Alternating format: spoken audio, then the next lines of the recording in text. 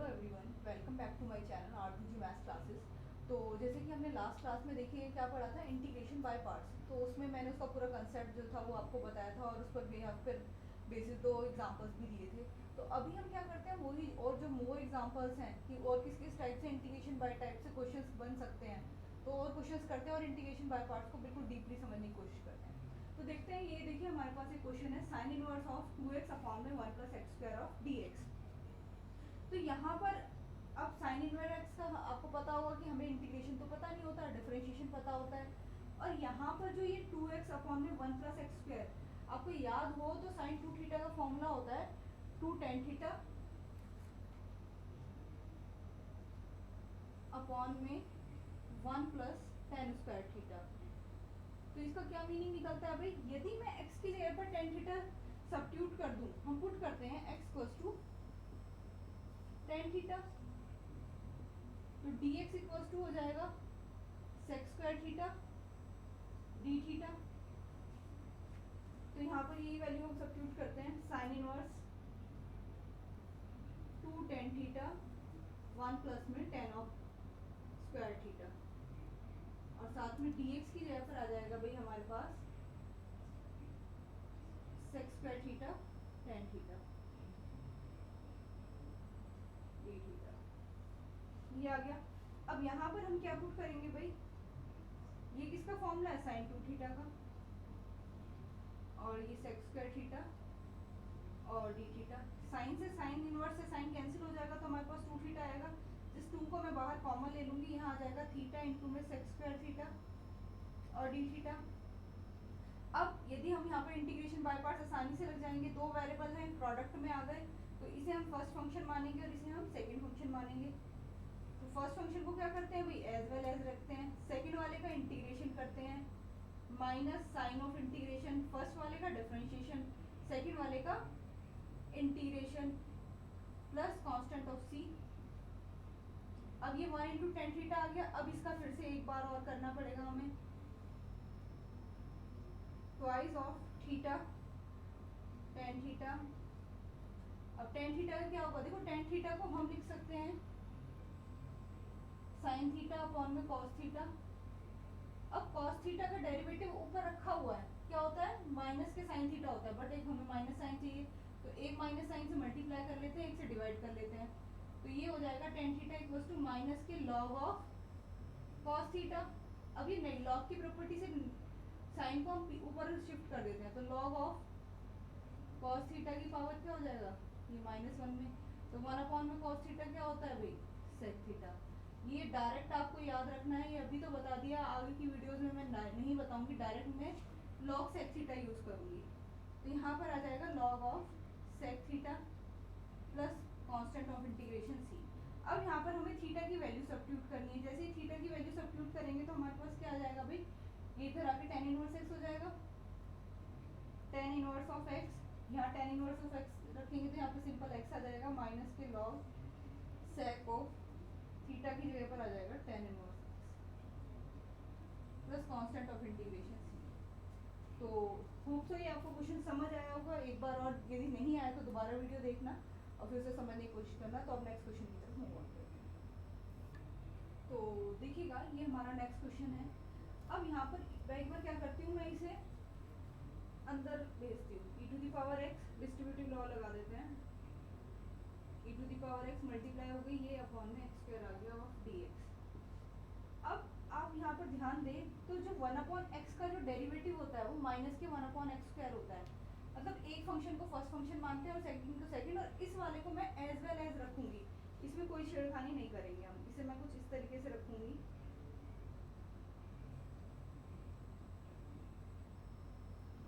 सिर्फ इसमें हम बाय पार्ट लगाते हैं, इसे फर्स्ट फंक्शन मानते हैं और इसे सेकंड फंक्शन मानते हैं। देखो फर्स्ट फंक्शन को एज वेल एज रखेंगे, सेकंड वाले का इंटीग्रेशन करेंगे, minus sine of integration, 1/x का डिफरेंशिएशन करेंगे तो भाई क्या आएगा, माइनस के 1/x², तो ये प्लस बना देगा इसे 1/x², और e⁴x का इंटीग्रेशन क्या होगा, e⁴x ऑफ dx। ये माइनस है, ये इधर आ जाएगा e⁴x 1/x² ऑफ dx। अब देखिए ये पॉजिटिव, ये नेगेटिव, ये कैंसिल ही हो गया, उसे करने की जरूरत ही नहीं ये इतना इजी आंसर आ गया 1/x e to the power x plus of c। ध्यान रखना फर्स्ट फंक्शन इसे माना और इसे डिफरेंशिएट कैसे किया है, 1/x है, log x मत कर देना, ये इंटीग्रेशन नहीं हो रहा है, ये x की पावर -1 है, ये आगे आएगा -1, एक -1 फिर हम ऊपर शिफ्ट करेंगे, तो इस तरीके से -1/x² हो जाएगा। तो ये ध्यान रखिएगा नेक्स्ट टाइम से बिल्कुल। तो अब नेक्स्ट क्वेश्चन की तरफ मूव ऑन करते हैं। तो देखिएगा ये हमारा नेक्स्ट क्वेश्चन है। तो अभी हमें tan² x का इंटीग्रेशन पता नहीं होता है, तो हमें करना क्या है कि क्या इसे हम ऐसे लिख सकते हैं भाई, tan² x की हमें आइडेंटिटी पता है क्या, sec² x minus of 1/dx। अब हम इजीली क्या करते हैं, इसे अंदर डिस्ट्रीब्यूट कर देते हैं, sec² x माइनस के x/dx, इसमें बाय पार्ट लग जाएगा, इसे फर्स्ट मानते हैं, इसे सेकंड मानते हैं, first function x as well as रहेगा, सेकंड वाले का इंटीग्रेशन करेंगे तो tan x माइनस x का करेंगे 1 और sec² x का करेंगे tan x ऑफ dx और x का करेंगे तो हमारे पास आ जाएगा -x² प्लस ऑफ c। इसका दोबारा से भी करना पड़ेगा, x ऑफ tan x अभी बताया था क्या आएगा इसका, log of sec x -x² plus of c। तो ध्यान रखिएगा tan² x जब भी दिया हो तो उसे इंटीग्रेशन में sec² x -1 करना ही पड़ेगा, ये मेन है, बाकी सब तो बहुत इजी था। तो नेक्स्ट क्वेश्चन की तरफ मूव ऑन करते हैं। तो अब देखिएगा ये हमारा नेक्स्ट क्वेश्चन है। मैंने बताया था कि जब भी हमारा डिनोमिनेटर में 1 + cos x 1 + sin x cos x minus cot x जैसी आइडेंटिटीयों से रिलेटेड वाली चीज़ें यहाँ पर दिखाई दें तो आपको रैशनलाइजेशन कर लेना है सीधा। तो x 1 + cos x 1 - cos x upon में 1 - cos x of dx x 1 - of cos x 1 minus के cos² x आ जाएगा भाई यहाँ से a + b और a - b के फॉर्मूले से, तो ये हो जाएगा x 1 - cos x और ये डिनोमिनेटर में आ जाएगा sin² x ऑफ dx। इसे हम लिख लेंगे x अपॉन में sin² x माइनस के x cos x अपॉन में sin x और 1 अपॉन में sin x इनटू में dx। तो ये अब इधर आ जाएगा हमारे पास x cos x² x minus x cot x और cos x ऑफ dx। अब देखिए दोनों में यहाँ पर अलग अलग बाय पार्ट लगेगा, दोनों में लगाना पड़ेगा भाई। इसे dx को जरा यहाँ शिफ्ट करते हैं और इसे फर्स्ट फंक्शन मानेंगे, इसे सेकंड। फर्स्ट फंक्शन को एज वेल एज रखेंगे, cos x² x का करते हैं तो माइनस के cot x आता है भाई, माइनस x का करेंगे 1 cos x² x का करेंगे माइनस के cot x, ये हो जाएगा प्लस के cot x of dx minus फिर साइन ऑफ इंटीग्रेशन, x को एज वेल एज रखेंगे यहाँ पर पहले हम, और cot x और cos x को क्या करेंगे भाई, इसका होता है हमारे पास cos x माइनस x का करेंगे तो हमारे पास आएगा 1 और इसका आएगा फिर से cos x ऑफ dx। ये आ जाएगा माइनस के x cot x माइनस के x cos x, मैं ये दोनों को एक साथ लिख रही हूँ पहले। अब cot x को लिख सकते हैं, देखो cos x अपॉन में sin x का डेरिवेटिव cos x ऊपर रखा है, डायरेक्ट मैं लिख दूंगी log of sin x minus cos x का होता है log of cos x minus के cot x plus constant of integration c। इसका इंटीग्रेशन याद रखना कि log of cos x minus के cot x होता है। होप सो आपको समझ आया होगा। नेक्स्ट क्वेश्चन की तरफ मूव ऑन करते हैं।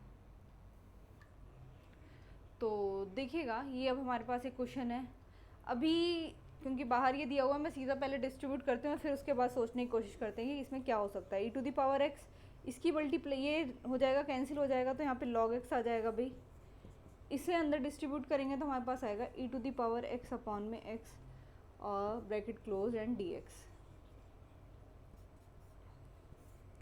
तो इसे e to the power x log x को ऐसे ही रखते हैं of dx plus e to the power x upon में x of dx।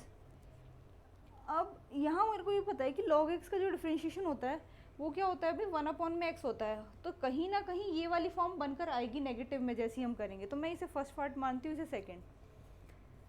log x को फर्स्ट लेते हैं तो भाई एज वेल एज रखेंगे e to the power x, तो e to the power x ही रहता है, minus e to the power x का e to the power x log x का करेंगे तो sorry e to the log x का पहले डिफ्रेंशिएशन होगा 1 अपॉन में x, फिर e to the power x का इंटीग्रेशन होगा e to the power x dx plus e to the power x into में 1 upon x e to the power x।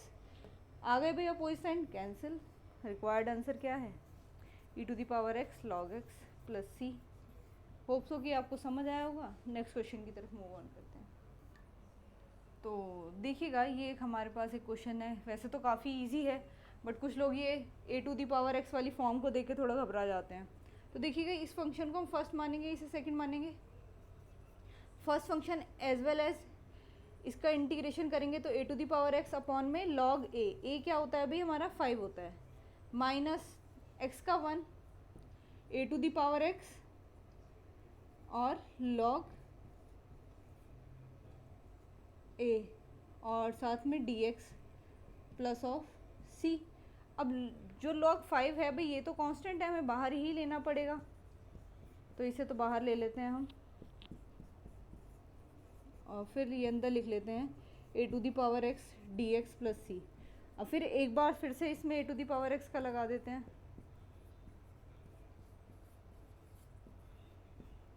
तो 1 upon में log 5 a to the power में x log a plus constant of integration c।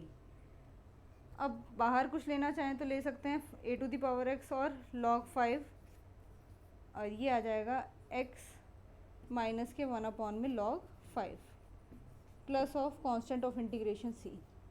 Hope so कि आपको समझ आया होगा। तो आज हमने 6 क्वेश्चंस किए हैं, 6 के 6 क्वेश्चंस ही हमारे बहुत ज़्यादा इंपॉर्टेंट क्वेश्चंस हैं पॉलिटेक्निक के लिए। तो आपको ये सारे क्वेश्चंस क्या है ज़रूर अटैम्प्ट करने हैं। एक बार नहीं समझ आ रहे दोबारा वीडियो देखिए तो समझ आएंगे।